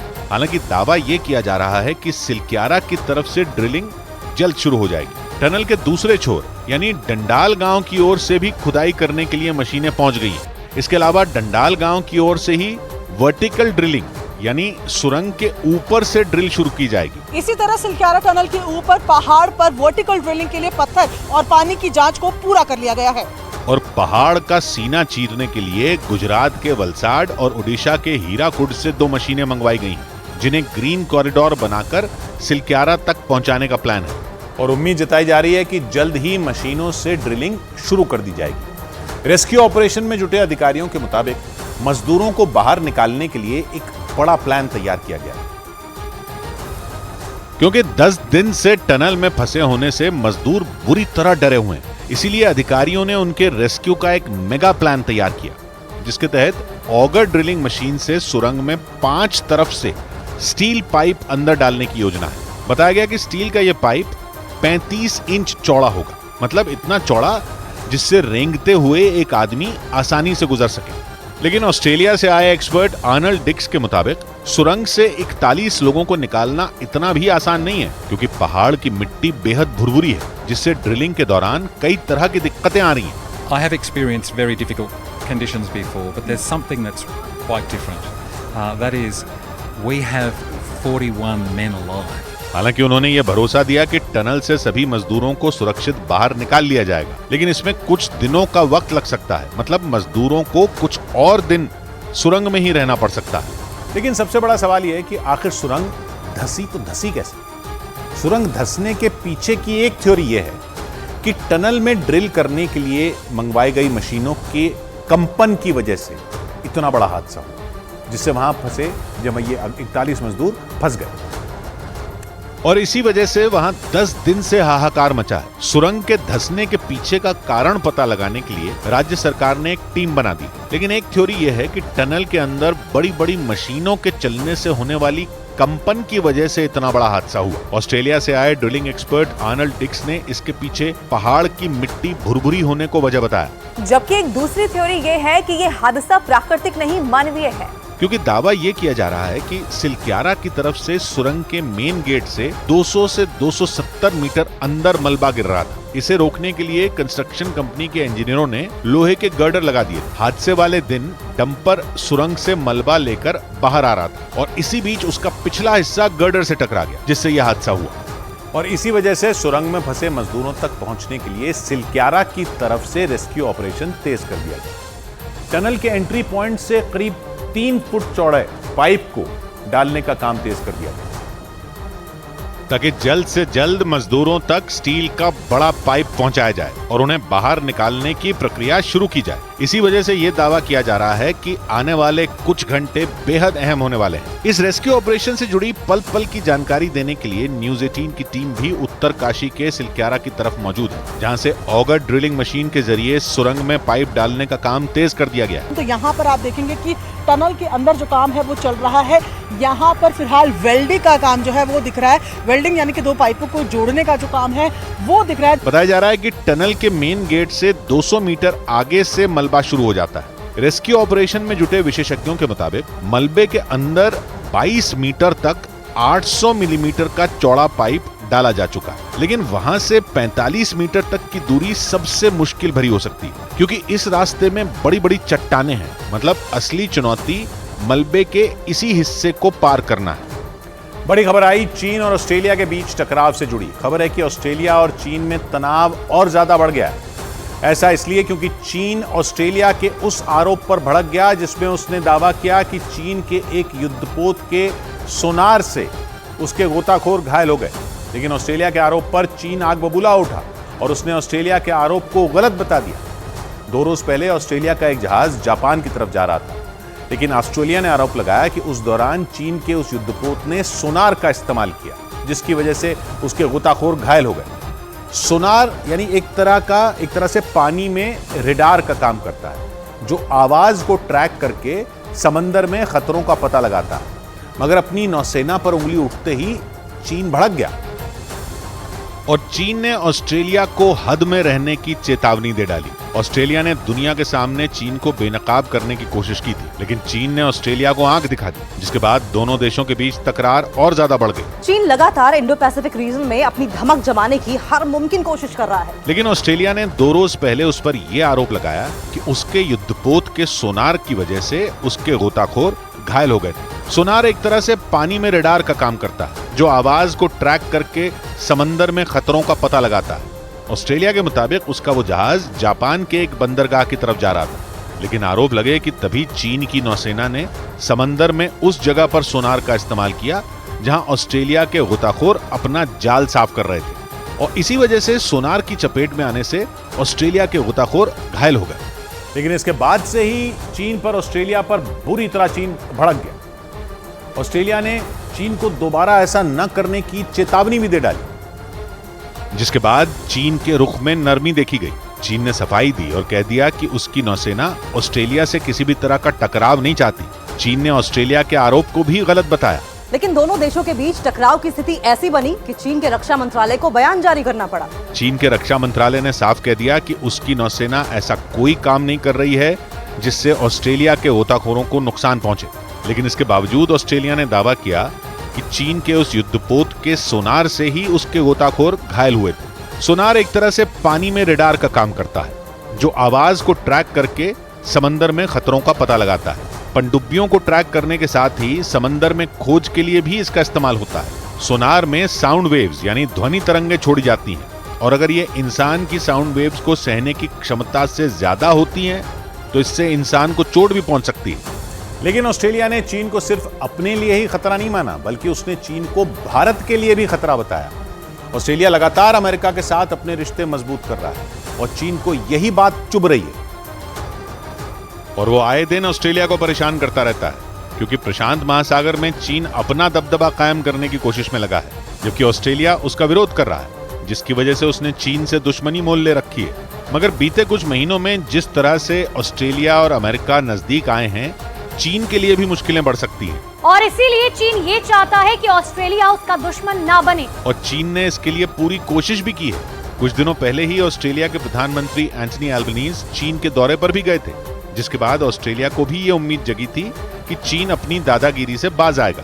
लेकिन अब जब ये खबर आई कि चीन की नौसेना की वजह से ऑस्ट्रेलिया के गोताखोर घायल हो गए हैं, तो दोनों देशों के बीच तनाव और ज्यादा बढ़ गया। लेकिन ऑस्ट्रेलिया ने चीन से बढ़ते तनाव के बीच भारत को भी सतर्क किया और चीन को भारत के लिए भी खतरा बता दिया। उधर लोन पर रिजर्व बैंक के सख्त नियमों के बाद शेयर बाजार में तेजी दर्ज की गई। सेंसेक्स और निफ्टी दोनों ही हरे निशान पर बंद हुए। और बाजार बंद होने के वक्त बॉम्बे स्टॉक एक्सचेंज का सेंसेक्स 275 अंक चढ़कर 65,930 पर बंद हुआ, जबकि नेशनल स्टॉक एक्सचेंज का निफ्टी 89 अंकों के उछाल के साथ 19,783 पर बंद हुआ। Banking, small cap, mid cap, FMCG, auto और कंज्यूमर ड्यूरेबल्स में तेजी बनी रही, जबकि कैपिटल गुड्स और आईटी के शेयरों में गिरावट दर्ज की गई। और शेयर बाजार की खबर तो आपको कई जगह मिल जाएगी, लेकिन शेयर बाजार का एक्सपर्ट आपको बनाएगा सिर्फ मनी कंट्रोल प्रो। उठती शंकाओं पर सोच विचार बहुत आवश्यक है। उठती शंकाओं पर सोच विचार बहुत आवश्यक है। इस बीमार व्यवस्था का उपचार बहुत आवश्यक है। 100 बात की बात कही अकेला ने। दम घुट जाएगा तुम इतने भी यथार्थवादी न बनो। जीना है तो सपनों का संसार बहुत आवश्यक। मिलते हैं कल। घड़ी जब इशारा करेगी 9 बजे रात का, वक्त फिर होगा 100 बात की एक बात।